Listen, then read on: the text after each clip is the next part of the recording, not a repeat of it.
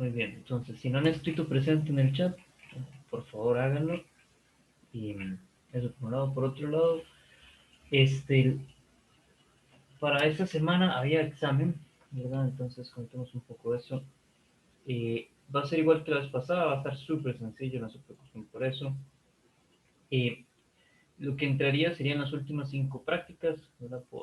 Según el programa tendríamos que meter 5 y vamos a meter las 5 que hay desde el examen pasado, que sería de conservación de energía hasta fuerzas centrípetas. La práctica de hoy no entra y vamos a poder empezar a hacerlo a partir de las 4 de la tarde de hoy hasta las 4 de la tarde de mañana en cualquier momento. Igual que la vez pasada, va a ser solo de selección única, va a ser muy sencillo, no se preocupen por eso. Okay. Muy bien, eso en cuanto al examen. Luego, esta ya es la última práctica. Ya la semana que viene, este solamente es un examen final, ¿cierto? Donde ahí sí entra toda la materia del curso. Pero igual va a estar muy sencillo. Yo no estoy a favor de los exámenes en estos cursos. Me parece que el fuerte es lo práctico, no tanto lo teórico.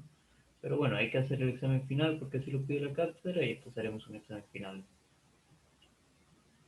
tratando de evaluar las habilidades prácticas. ¿Okay? Que sería la otra semana durante la lección. Y cualquier cosa yo voy a estar conectado por aquello que surjan dudas, va a ser durante la lección, por aquello que surjan dudas poder aclararlas de una vez. Pero bueno, no va a ser obligatorio conectarse, si es obligatorio que lo hagan durante estas 3 horas que tenemos de clases la semana que viene. Eso para el examen final. ¿Ok? Y bueno, comentemos esta última práctica, al menos de que haya alguna Profe, duda. Dígame. el examen este final también va a ser igualmente con X, ¿sí? Sí, sí, sí, probablemente si me pongo muy creativo les podría pedir algún procedimiento, pero tendría que ser algún procedimiento que haya sido recurrente a lo largo del curso. Y si les pido un procedimiento es posible que les pida que me manden una foto de donde hicieron el procedimiento a mano, ¿verdad? Solo como para tener un respaldo. Pero eso si me pongo creativo así en último momento, hasta este momento sigue siendo marca con X. Ah, ok, ok. No, igual, no Profe, es. por mí, tranquilo, no se tiene que poner creativo, todo bien. Relax, ya estamos saliendo. Vea, profe, ya son las últimas semanas, yo sé que usted está cansado, nosotros estamos cansados, la creatividad no va con nosotros, o sea, es física, no creatividad, así que todo bien, profe, o sea. Vamos a ver qué surge de aquí la otra semana. Sí, no creo que me ponga creativo. Ok, pero bueno, siempre está la posibilidad, mejor lo menciono. Este, ¿Alguna otra duda de lo administrativo? Todo bien. Ok, perfecto. Entonces, si todo bien, comencemos de una vez. Bueno, la teoría es el momento de inercia, ¿verdad? El momento de inercia, si se acuerdan de la primera ley de Newton, la primera ley de Newton establecía lo que la inercia es, ¿verdad? Que es como esa capacidad que tienen las cosas de resistirse al movimiento. Uno lo dice así, en realidad eso está mal dicho en español porque las cosas no tienen voluntad, como para decir, no me quiero mover, pero la verdad de los hechos es que hay cosas más fáciles de mover que otras, entonces por eso decimos que hay unas cosas que se resisten más a ser movidas que otras, porque cuesta más moverlas. Y esa idea de que un objeto, para que hay objetos que cuesta más moverlos que otros, es lo que me trae esta idea de inercia. ¿Verdad? Entre más inercia tiene un objeto, más difícil es cambiar su estado de movimiento. ¿Verdad? Y por estado de movimiento nos referimos tanto a que venía con velocidad y yo quiero o acelerarlo o frenarlo, ¿verdad? Al acelerarlo o frenarlo estoy cambiando su estado de movimiento, o que estaba quieto y yo quiero acelerarlo, ¿verdad? No tiene sentido frenar algo quieto. Entonces, eso es la inercia. Ahora, surge la duda, cuando las cosas están girando, ¿la inercia funciona igual que cuando las cosas están avanzando? Y la respuesta es no, no funciona igual. Es más fácil hacer que las cosas avancen en línea recta a hacer que giren. ¿sí? Eh, entonces el momento de inercia es diferente cuando algo está girando. ¿Sí? Cuando las cosas avanzan, es tan sencillo como decir, claro, la masa que tiene el objeto me da una idea de cuánta inercia tiene, ¿verdad? Porque una piedra grande es difícil hacerlo avanzar, una piedra pequeña es fácil tirarla, ¿verdad? Un chiquito pequeño tira una piedra grande, pequeña. Eh, pero para hacer girar la cosa, ahí cambia el asunto, ¿verdad? Si yo quiero hacer girar algo, ya no es solo con moverlo, sino que tengo que moverlo restringiendo su movimiento a una trayectoria circular. O sea, necesito poder obligar al objeto a experimentar una fuerza centrípeta. Entonces, eso es lo que cambia el momento de inercia. Por eso es que es más difícil hacer que un objeto gire. ¿Y cómo entonces calculo alguna cantidad asociada a la inercia? Bueno, la cantidad asociada a la inercia, en el caso de las cosas que giran, le llamo momento de inercia, lo represento con la I, y lo calculo de esta manera, la suma de la iésima partícula por la iésima posición al cuadrado. ¿Sí? Esa posición la considero respecto al eje giro, ¿verdad? Entre más lejos está algo del eje giro, más cuesta hacerlo girar. ¿Sí? Se, si tienen algún par de audífonos de cable, obviamente, viejos que puedan hacer girar sin problema o que se les dañe el audífono, verán que es más fácil hacer girar el cable. Ustedes lo agarran con su mano y lo hacen girar. Es más fácil hacerlo girar si sueltan poquito cable. Entre más cable sueltan, más cuesta girarlo, ¿verdad? Entonces, entre más lejos está el objeto del eje de giro, más cuesta girar el objeto. Entre más cerca está, menos cuesta. Por eso es que ahí tengo ese radio al cuadrado. Obviamente, andar sumando cosas no tiene mucho sentido, más sobre todo cuando tengo objetos continuos. Cuando tengo un objeto continuo, yo lo que hago es la integral, ¿verdad? La suma se convierte en integral. Y estoy sumando sobre toda la masa, por eso el diferencial de la integral es una masa, ¿verdad? Y ¿cómo puedo integrar eso? Bueno, el diferencial de masa es un poco ambiguo usarlo, no sé, ¿verdad? Es fácil imaginarse integrar sobre el espacio, pero integrar sobre la masa es un poco abstracto, ¿verdad? Entonces, ¿cómo lo pasamos a algo un poco más tangible? Bueno, usamos la densidad, y masa es densidad por volumen, entonces el diferencial de masa se convierte en densidad por diferencial de volumen, ¿verdad? Y yo sé que ustedes están en física 1, entonces apenas acaban de pasar cálculo 1 por, ¿cómo se llama eso? Por programa de estudio. Tal vez están llevando cálculo 2 y diferenciales de volúmenes se ven en cálculo 3. Entonces yo sé que esto puede parecer muy raro. ¿Qué rayos es un diferencial de volumen? No se preocupen, no tienen que calcularlo hasta que lleguen a cálculo 3 y vamos a ver qué bonito que es esto. Tiene lo suyo, pero es más sencillo calcular el volumen diferencial respecto al volumen de una cosa, ¿verdad? Visto de manera cartesiana, y la forma más sencilla de verlo es como que primero integro el eje X, luego integro el eje Y y luego integro el eje Z, ¿verdad? Voy uno por uno y, y voy integrando el resultado del anterior. Integro el resultado del eje X, lo integro a lo largo del eje Y y luego el resultado lo vuelvo a integrar en el eje Z. Esta es la forma fácil de verlo. Pero bueno, no se preocupen, no tienen que calcularlo. ¿Por qué no? Bueno, porque aquí está la fórmula. Ya integraron por ustedes. Y entonces, en el libro también viene la fórmula. Viene una tablita con varias figuras y cuál es el resultado de la integral para esa figura en particular. Y, y bueno, esto es lo que vamos a estar usando. Vamos a estar usando un disco sólido o un disco con un hueco, ¿verdad? Vean que es la misma cosa, simplemente aquí se le agrega el radio 2, que es el radio del hueco. Pero es parecido, es un medio por la masa por el radio al cuadrado, ¿verdad? Y, y ese es el cálculo teórico, eso es lo que vamos a estar usando, estas son las fórmulas que vamos a estar usando para el valor teórico del momento de inercia. ¿Ok?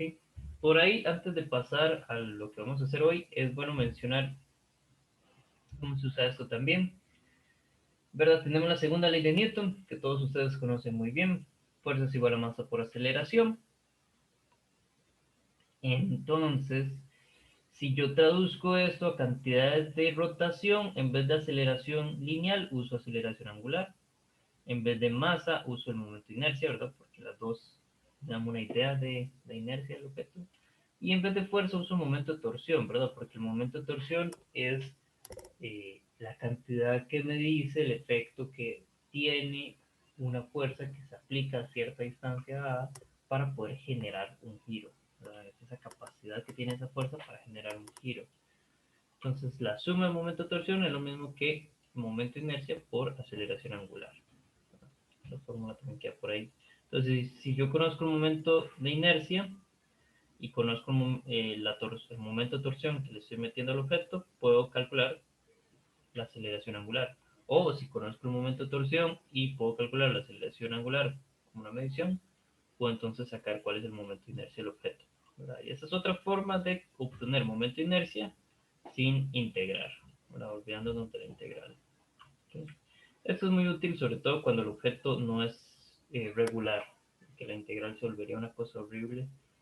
Esta es una mejor forma de sacarlo, ¿verdad? Y entonces, ¿alguna duda con la teoría? Perfecto.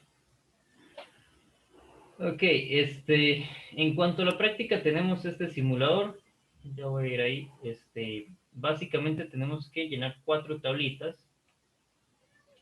Ver el simulador. Entonces, Profe, dígame. con el trabajo previo tengo una duda, no sé si puedo preguntar sobre eso. Claro, claro. Pues la cosa es que en la barra tiene sentido, es, ¿cómo se llama esto? Como densidad lineal, pues. Ujú. En la lámina plana era lo mismo, era simplemente sobre integrar sobre el área y sería la densidad por área o algo así. Lo que no entendí era cómo pasar del área al radio. O sea, supongo que es con polares y algo, pero en serio no pude. Integrar la lámina plana, dijo usted. ¿A eso es lo que Ujú, está refiriendo? ujú. Eh, sí, ahí usted tiene una integral de área, que me parece que tampoco se ve en cálculo 1. No Sí, sé si... sí, Dígame. sí. La cosa es que no logré hacer el cambio a polares para pasar o sea, para que dependiera del radio, ¿verdad? Pero, ¿por qué polares? Bueno, está bien. Si usted quiere hacerlo en polares, hágalo en polares, pero se está complicando Mm, el límite de integración. Le voy a explicar por qué. ok. Voy a hacer esta lámina así como tratando de hacerla en perspectiva, ¿verdad? Entonces, aquí usted tiene imaginación. O bueno, digo yo que usted tiene imaginación. Entonces, vamos a hacer lo siguiente. Voy a poner el X a lo largo de paralelo a esta línea X acá. Así lleva el X. Usted podría pasarse a polares. Claro que podría pasarse a polares. Pero ahí el problema es el límite de integración. Eso es lo que Sí, estamos. obviamente es un dolor porque es un cuadrado. Bueno, un rectángulo. Exacto, es un cuadrado. Entonces, eh, ¿qué es lo que hace uno?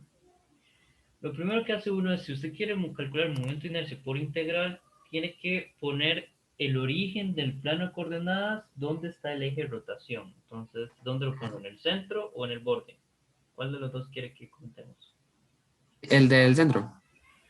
Ok, entonces voy a ponerlo, digamos que más o menos por ahí está el centro. Entonces ahí está el origen de coordenadas. Entonces, hay dos cuestiones. Si yo lo hago por cartesianas, ¿verdad? Se acaba el X y aquí ya va el Y. Si yo lo hago por coordenadas cartesianas, el diferencial de área va a ser el diferencial de X por el diferencial de Y. Ujú. Simple y sencillo. Y entonces la integral, ¿verdad? Suponiendo que es una placa homogénea, digo, es la integral de la densidad, sale la integral porque es una placa homogénea. Entonces la densidad es constante, tiene la misma masa en todo punto del espacio. Y luego queda el r al cuadrado. Bueno, eso sí queda dentro de la integral de q con respecto a x y con respecto a y. Entonces necesito ver quién rayos es r cuadrado. Usted dijo, claro, voy a decir que paso a polares porque r es polar. Y tiene usted toda la razón, r es polar.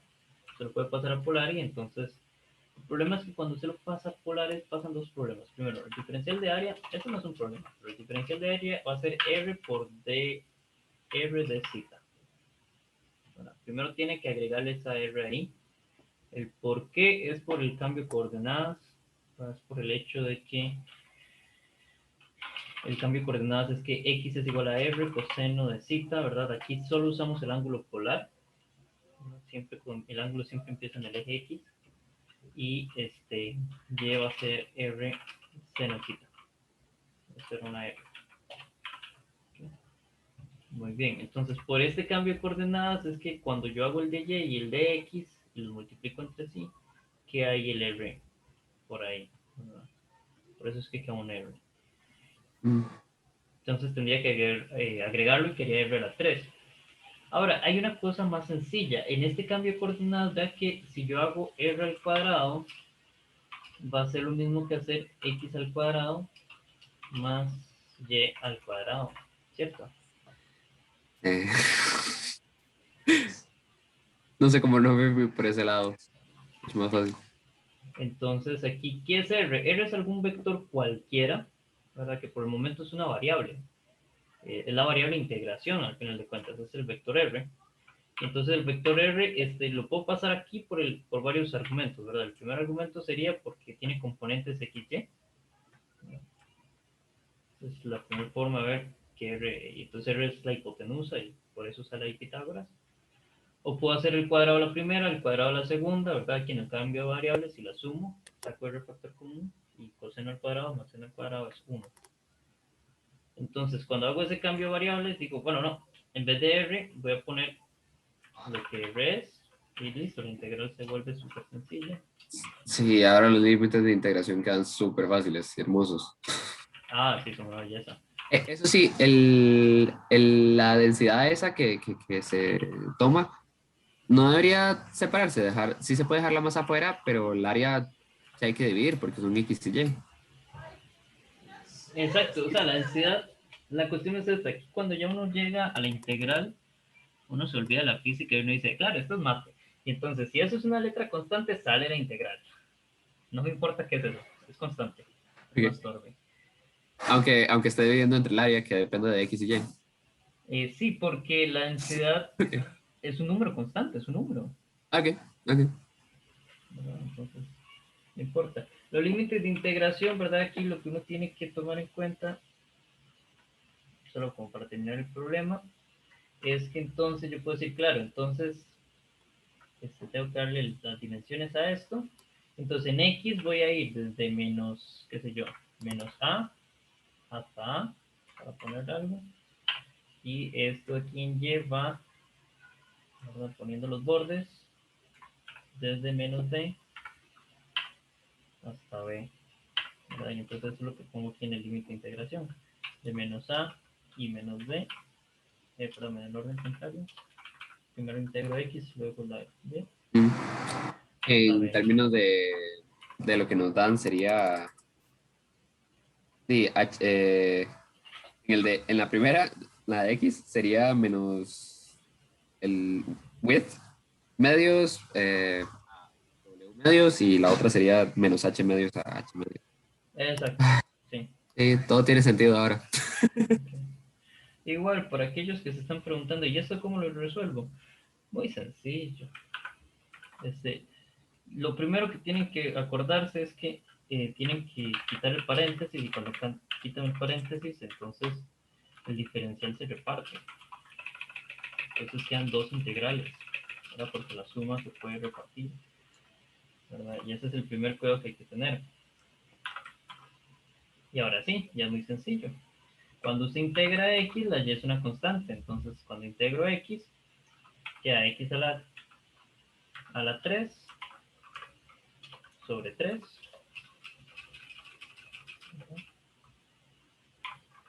Entonces ahí estoy integrando x, después ahí saco tilde x porque ya lo integré. Ahí tengo que evaluar, ¿verdad? Los límites de integración. Pues evalúo ahí. Y cuando integro la y, vean que aquí no tengo x. Entonces, ¿cuánto es la integral de la y? Es una constante, entonces sale la integral. Entonces, simplemente estoy integrando el 1, por decirlo así. ¿Verdad? Porque la y se salió de esa integral. Entonces, no sé cómo color esto. Entonces ahí, ¿verdad? Cuando integro el 1,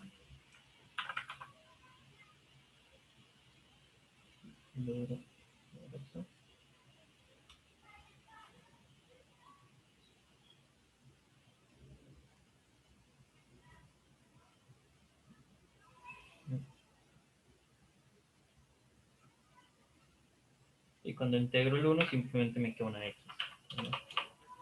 Y luego entonces igual evalúo, igual ahora integro la y, y ahí ustedes siguen el problema. Sí, ¿se entiende? Pero bueno. Igual no se preocupen, todavía queda un semestre para que lleguen a esto. Pero no es tan difícil como parece. Y la otra tendría los mismos límites de integración, pero en Y iría de 0 a H, nada más. Ajá, exacto. Exactamente.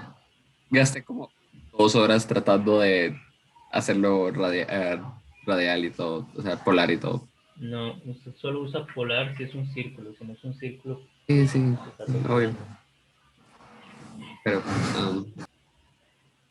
Y uno solo usa cartesiano si es un cuadrado, y esto es un cuadrado. Y aquí lo importante es parametrizar, ¿verdad? Parametrizar correctamente. Pero bueno, ese era el compañero que tenía esa duda sobre el cálculo de esto. Igual, creo que al trabajo previo no le pedía hacer la integral, ¿o sí? Simplemente era que eh, dijera cuál de los dos es más grande. también determiné la fórmula del momento de inercia en cada caso, entonces se podía ir uno por ese lado.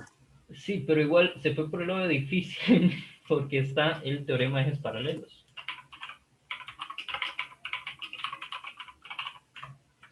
El teorema de ejes paralelos me dice, si usted conoce el momento de inercia respecto a algún punto, digamos el centro de masa, y entonces, por ejemplo, tengo, bueno, regreso acá a mi lámina cuadrada, yo sé que respecto a un eje que pasa acá por el centro, ahí te lo imaginan como perpendicular.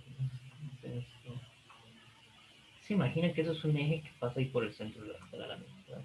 Y usted sabe cuál es el momento de inercia de eso, ¿verdad? ¿Por qué? Porque el libro de texto lo trae. Va a ser la masa por a al cuadrado, suponiendo que el ancho es a y que el largo es b, entre, entre algún número. No me acuerdo cuál era el número, eso busca en el libro. Entonces el libro ya le da el momento de inercia respecto al centro de masa y usted dice, bueno, pero es que yo estoy corriendo el eje de giro, lo estoy pasando al borde, ¿verdad? Entonces aquí hay una distancia, llamémosla, por el momento lo voy a llamar simplemente t. Entonces usted dice, bueno, ¿cuál va a ser el momento de inercia nuevo?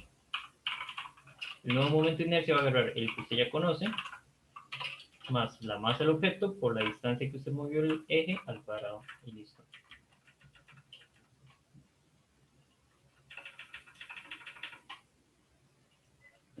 ¿Qué es ese N? N es que, déjeme ver cuál es el número, no me acuerdo cuál es el número. Deme un segundo. Ok.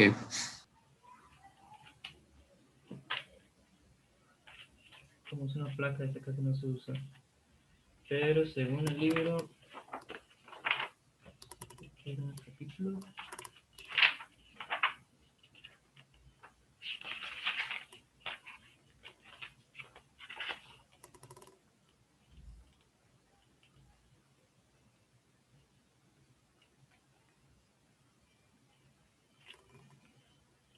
Creo que estoy cerca. Espera, acá está. Es un 12. Ahí está. Entonces usted sabe que para una placa rectangular, por un eje que pasa por el centro, el libro de texto le dice que ese es el momento de inercia.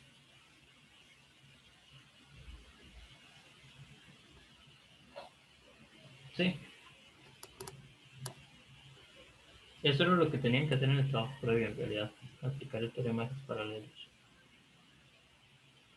O lo que se esperaba que hicieran. Pero bueno, no sé si hay alguna otra duda.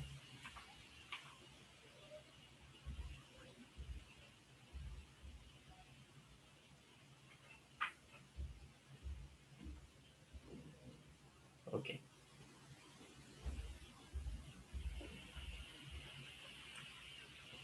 Bueno, si quiere lo resuelve por integrales, pues aplica teoremas paralelos y se da cuenta que llega al mismo resultado. Ok. Muy bien, entonces, estaba diciéndoles, ese es el simulador. Puedo variar el radio exterior del disco. Puedo variar el radio interior del disco. La mariquita se va moviendo. Puedo variar entonces la masa de la plataforma. Tan masiva es. Y la fuerza del freno, no sé por qué, eso no lo vamos a tocar, vamos a dejarlo en cero. También puedo variar el torque que le aplico, creo que le aplicamos un torque de 1. Y listo, esas son las cosas que puedo variar. Entonces, ¿qué es lo que vamos a hacer en los diferentes ejercicios? En la primera parte, lo que vamos a hacer es que varían la masa, el radio y el momento de torsión, todo lo varían a como quieran. Aquí pueden hacer lo que les dé la gana, varían como prefieran, son 4 mediciones diferentes, aquí les dicen los datos para una, ustedes ahí van variando. Aquí no se les pide ninguna restricción en específico de variar algo sobre lo demás. Simplemente queremos comparar el momento de inercia con respecto, el teórico con respecto al práctico. ¿Cómo saco el práctico? Bueno, el práctico lo voy a sacar de la aceleración angular que me da el simulador, que la aceleración angular está aquí abajo, en el rosado. Vamos a tomar la aceleración angular de la plataforma, bueno, en teoría debería ser la misma la de la plataforma que la de la mariquita. ¿Sí? Entonces, momento de torsión, que sería el torque aplicado entre aceleración angular, eso va a ser el momento de inercia. ¿Verdad? Ese es el momento de inercia experimental. Bueno, aquí también hay uno. No, hagamos eso. El momento de torsión entre aceleración angular, ya que aquí tengo ambas columnas. Eso es lo que me va a dar el práctico. El teórico lo sacamos de la fórmula. Aquí ya está el resultado. Las otras 3 tablas, ya aquí vienen fijos los valores. ¿Verdad? En la primera tabla lo que varío es el radio exterior. En la segunda tabla dejo el radio exterior en máximo y voy variando el radio interior. Y en la última tabla dejo los radios fijos y lo que voy variando es la masa. ¿Okay? ¿Dudas? Creo que eso sería. ¿Dudas? Yo tengo una. Es que en la parte 1 menciona que hay que, bueno, en las 4 partes hay que hacer gráfica. En la parte 1 menciona que es con el momento de inercia práctico. Para la 2, 3 y 4 también. Es que nada más dice momento de inercia, entonces no sé cuál sería. Sí, el práctico, el experimental. Ok, perfecto, gracias. Con gusto. Profe, ¿podría subirnos esta clase? Claro, claro. Apenas termine lo subo a YouTube. Sí, estamos.